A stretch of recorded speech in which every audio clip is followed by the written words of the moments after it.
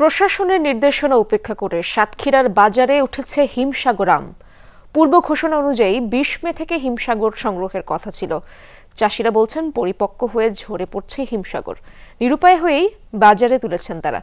আজ থেকেই আম ভাঙা হবে। এতে যদি প্রশাসন বাধা দেয় তাহলে বিক্রি বন্ধের ঘোষণা দিয়ে অনশন শুরু হবে। সাধারণ মানুষ হিমসাগর খেতে পারবে না। অভিযোগ করেন প্রশাসনের ভুল সিদ্ধান্তে ক্ষতিগ্রস্ত হচ্ছে চাষি ও ব্যবসায়ীরা। দেশের বাজারে সুনাম নষ্ট হচ্ছে সাতক্ষীরার আমের।